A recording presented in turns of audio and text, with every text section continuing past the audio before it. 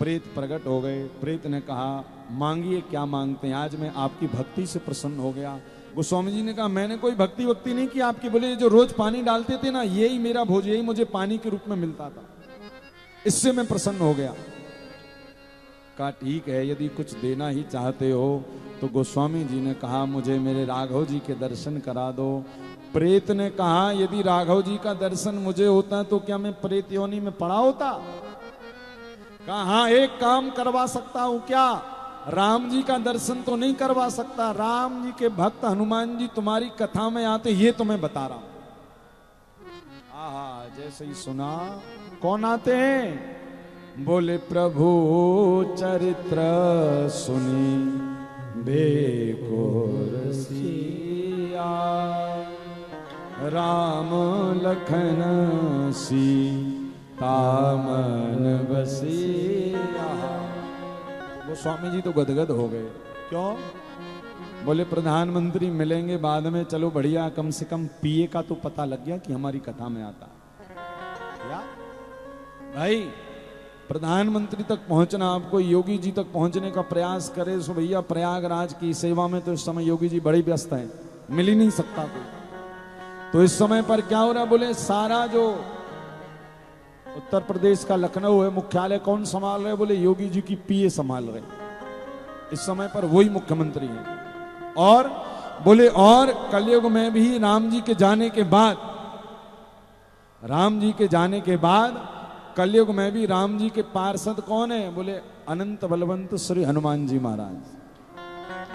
क्या भाई, राम जी कहे ना कि हम जा रहे हैं, जरा देखे रहना मृत्यु लोग, और बोले कोई गड़बड़ करे तो तुम्हारे हाथ में गदा तो है ही, जरा कृपा कर देना। और बोले प्रभु कोई भजन करे तो, बोले कोई भजन करे तो उसके जीवन में कष्ट का भी नहीं आना चाहिए। अच्छा प्रभु ठीक है। तो देखिए जब कथा होती है तो भैया कोई कथा सुनने आए ना आए, किंतु हमारे हनुमान जी महाराज तो कथा सुनने के लिए जरूर आते हैं और बिना बुलाए ही पहुंच जाते हैं। क्या हनुमान जी महाराज को बुलाने की जरूरत नहीं होती, बस आते हैं, आसन लगाते हैं, नेत्र बंद करते हैं और कोई भी कोना पकड़कर बैठ जाते हैं। बोले दिखते किसको है? बोले जिसके दिल में राम नाम प्रगाढ़ हो जाता उसको दिख जाते। तो लिखा हुआ कि प्रेत ने बता दिया कि आपकी कथा में रोज हनुमान जी महाराज आते हैं। अच्छा कहां बैठते हैं? बोले सबसे पीछे कोढ़ी के रूप में। अब तो तुलसीदास जी ने एक दिन जब कथा सुनाई तो कथा सुनाते सुनाते तुलसीदास जी की नजर तो हनुमान जी महाराज पर ही थी कि ये कोढ़ी व्यक्ति कहां था और बैठता कहां है। तो बस उसी को देखे जा रहे हैं कि जैसे ही कथा और इनका पैर पकड़ लूंगा। कहते हैं हनुमान जी महाराज पीछे बैठे थे, तुलसीदास जी ने जैसे ही कथा पूरी की और हनुमान जी महाराज के पैर पकड़ लिए और क्या कहने लगे? राम जी से मिलवा दो, राम जी से मिलवा दो। हनुमान जी महाराज ने कहा हमें नहीं पता राम जी कहां। बोले आपको सब पता है कि राघव जी कहां है?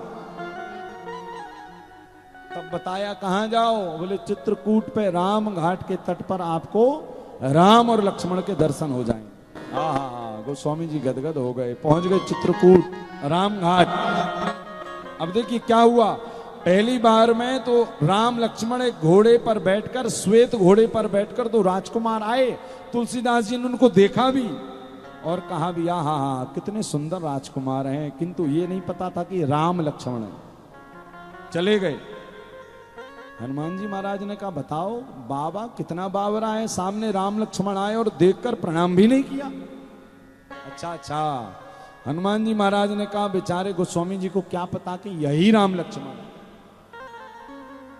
फिर हनुमान जी महाराज ने तोते का रूप बनाया और उस वृक्ष पर बैठ गए जहां पर गोस्वामी जी चंदन घिस रहे थे।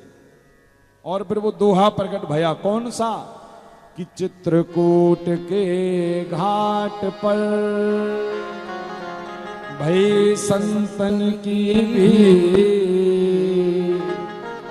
और तुलसीदास चंदन घिसे तिलक देत रघुवीर।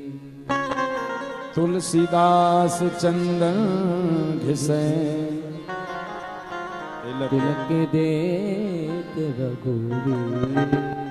ऊपर से तोता बनकर हनुमान जी महाराज कह रहे हैं कि जो चंदन आप जिनको लगा रहे हो यही राम लक्ष्मण है। आहा, चंदन छोड़ा और गोस्वामी जी राम और लक्ष्मण के पैरों में मानो लकुट की नाई लिपट गए। प्रभु जी आज मैं गदगद हो गया। ये तुलसी का तुलसी बनना धन्य हो गया। नाथ कृपा करिए। राम जी ने कहा जाइए राम कथा लिखिए और राम कथा का प्रचार करिए। अब तो प्रभु का आदेश हो गया और दोबारा आए काशी। 80 घाट पर बैठकर रामचरितमानस की रचना करने लगे। और गोस्वामी जी रामचरितमानस की महिमा में क्या लिख रहे हैं? अरे राम कथा कलि कामद गाई, श्रवण सुजन मूरि सुहाई।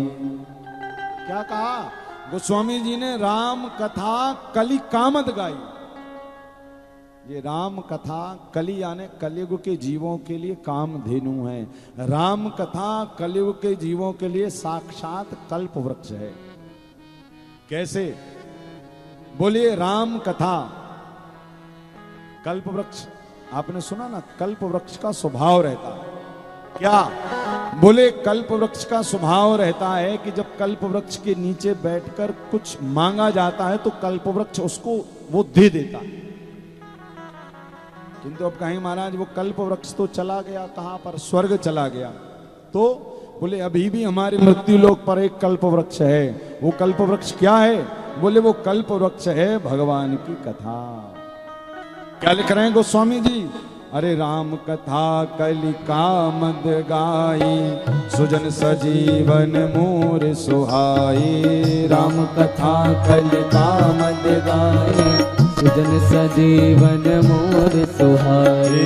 बुध विश्राम सकल जन रंजन, राम कथा कलि कलुष विभंजन। बुध विश्राम सकल जन रंजन, राम कथा कलि कलुष विभंजन।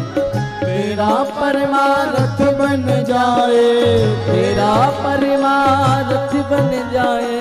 मेरा परमारथ बन जाए, मेरा परमारथ बन जाए। श्री नारद कर यथा हो जय जय राम कथा, जय श्री राम कथा, जय जय राम कथा, जय श्री राम कथा।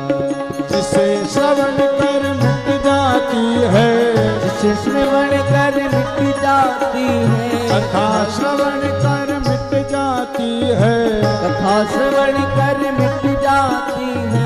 जन्म जन्म की कथा हो जय जय राम कथा, जय श्री राम कथा, जय जय राम कथा, जय श्री राम कथा, जय जय राम कथा, जय श्री राम कथा, जय जय राम कथा, जय श्री राम कथा। गोस्वामी जी लिख रहे हैं राम कथा कलि कामद गाई,